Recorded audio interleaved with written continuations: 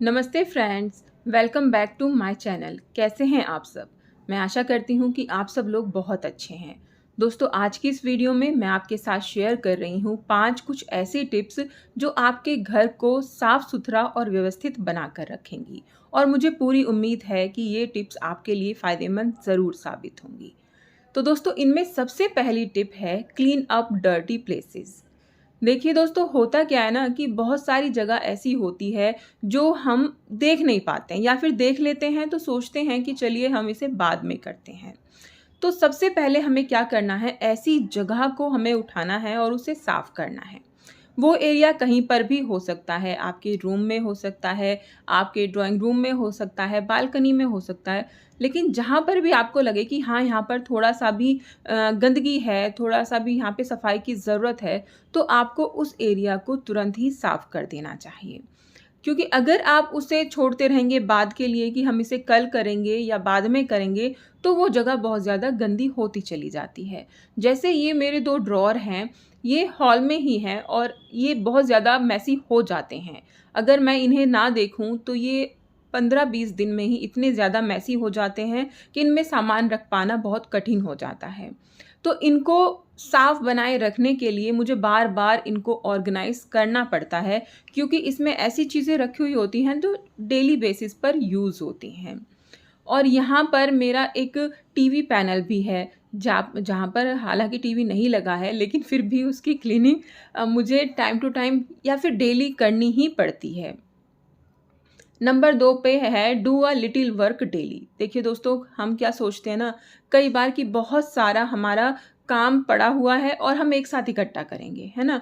हम उस काम को डेली बेसिस पे ना करके हम सोचते हैं एक साथ कर देंगे, लेकिन वो इतना बर्डन हो जाता है कि उसे कर पाना बहुत कठिन हो जाता है। जैसे कि आज मैंने अपने मंदिर का एक कोना लिया और उसे साफ किया, कान्हा जी के कपड़े व्यवस्थित कर दिए। ऐसे ही जब मैं सफाई करती हूँ तो मैं एक चीज़ को साफ करती हूँ सबसे पहले। क्योंकि अगर आप किसी चीज़ को साफ कर रहे हैं और उसे ढंग से साफ कर रहे हैं, तो यकीन मानिए 1-2 दिन तक आपको उसे साफ करने की ज़रूरत नहीं पड़ेगी। तो अगर आप किसी चीज़ को साफ कर रहे हैं, तो कोशिश कीजिए कि आप उसको अच्छे से साफ करें। ये मत सोचिए कि आप एकदम सारा काम कर लेंगे, नहीं, आप थोड़ा-थोड़ा टुकड़ों में डिवाइड करके अपने काम को कीजिए। इससे आपके ऊपर लोड नहीं होगा और आप ईज़िली अपने घर को व्यवस्थित रख पाएँगे। मेरा जो यहाँ पे टीवी पैनल है वो वाइट कलर का है, जहाँ पर बहुत ज़्यादा गंदगी आ जाती है, तो इसको साफ़ बनाए रखने के लिए मुझे इसकी रेगुलर क्लीनिंग करनी पड़ती है। और अगर इसको मैं 1 दिन के लिए भी अवॉइड 2 दिन के लिए भी छोड़ दूँ, तो ये बिल्कुल धूल ज़्यादा जम जाती है यहाँ पर।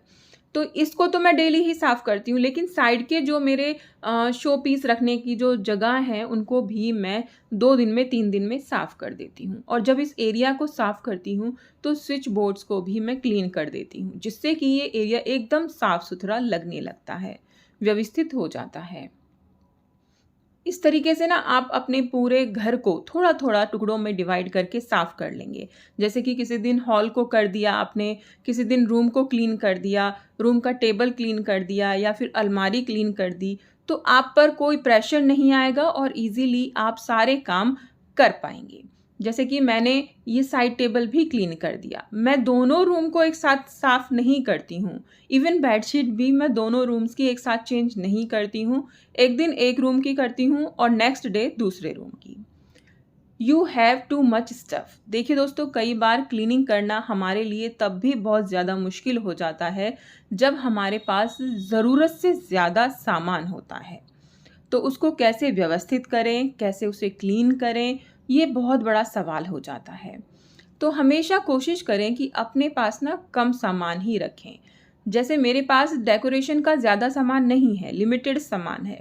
तो उसी सामान से मैं अपने घर को सजा कर रखती हूँ, अदल-बदल करती रहती हूँ और इन्हें साफ़ रखने में भी मुझे परेशानी नहीं होती है। अगर मैं बहुत ज़्यादा सामान भर लूँ, तो एक तो सबसे बड़ी समस्या होगी कि उसे मैं रखूँगी कैसे, और फिर उसको साफ़ करने में प्रॉब्लम मुझे ही होगी। इसलिए हमेशा कोशिश करें कि लिमिटेड सामान रखें, जो ज़रूरत का है वही सामान रखें। बेवजह की चीज़ों से अपने घर को ओवरफ़िल ना कर दें। इस चीज़ का हमें ख़ास ध्यान रखना है। देखिए जैसे मेरी ये साइकिल है और इसको अब मैं क्लीन कर रही हूँ, तो इसको मैंने सारे इसके डब्बे निकाल कर इसको क्लीन कर दिया है और ये बहुत ही सुंदर मुझे लगती है साइकिल। दोस्तों साथ ही इसके साथ आता है फॉलो अ रूटीन या प्लानिंग। अगर हम क्लीनिंग करना चाहते हैं, हम अपने घर को साफ रखना चाहते हैं, लेकिन हम कोई प्लानिंग नहीं कर रहे हैं या फिर कोई रूटीन फॉलो नहीं कर रहे हैं, तो ये हमारे लिए एक बहुत बड़ा चैलेंज हो जाता है कि हम कैसे अपने घर को साफ करें।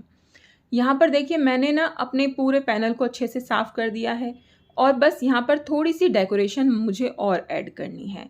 ये एक DIY बोर्ड है जो कि मैंने बनाया था, तो आपके साथ शेयर किया था। तो देखिए कितना सुंदर ये लगता है। तो एक प्लानिंग मैंने की कि आज मुझे सिर्फ़ ये काम क्लीनिंग का करना है, मंदिर का करना है, हॉल का करना है और अपने रूम में थोड़ी-सी क्लीनिंग करनी है। और इस तरीके से मैं सारी चीज़ों को वन बाय वन करके ना मैं अरेंज कर दूँगी, क्लीन कर दूँगी। तो इसीलिए एक प्लानिंग का, एक रूटीन का होना बहुत ज़्यादा ज़रूरी है। Keep the item properly in their place.